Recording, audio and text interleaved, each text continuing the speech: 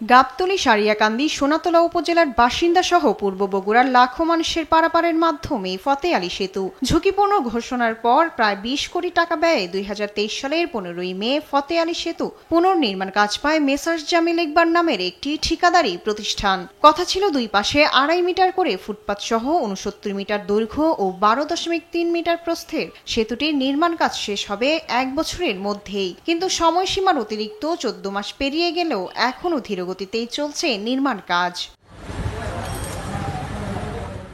উদ্বোধনের আগেই সেতুর ওপর থেকে শুরু করে দুধারের ফুটপাত দখলে নিয়েছে ভ্রাম্যমাণ ব্যবসায়ীরা। এতে পথচারীর ভোগান্তি বেড়েছে দ্বিগুণ। এদিক দিয়ে লক্ষ লক্ষ লোকজন যাতায়াত করে।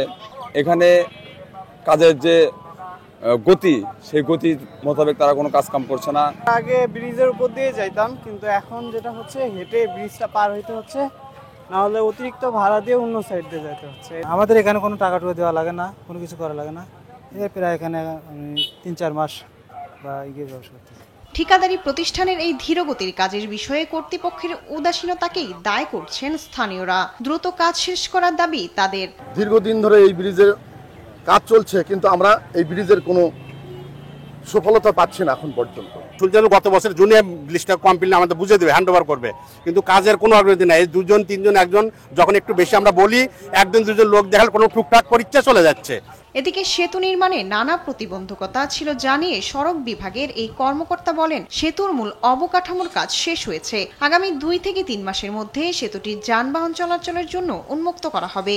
অলরেডি আমরা কিন্তু ব্রিজটার মূল যে স্ট্রাকচার, এটা কাজ শেষ করেছি এবং দুই পাশে এত সড়কের কাজও মোটামুটি 80% কমপ্লিট। আগামী ২ থেকে ৩ মাসের মধ্যে আমরা গাড়ি চলাচলের জন্য ব্রিজটা ওপেন করে দিতে পারবো। একটি সেতু যখন কয়েক উপজেলার লাখো মানুষের অবলম্বন, তখন কর্তৃপক্ষের তদারকিতে দ্রুত নির্মাণ কাজ করে ভোগান্তি নিরসনের কার্যকর ব্যবস্থা নেওয়া হবে, এমনটাই প্রত্যাশা সকলের। শায়লা খান, নিউজ ডেস্ক, দেশ টিভি।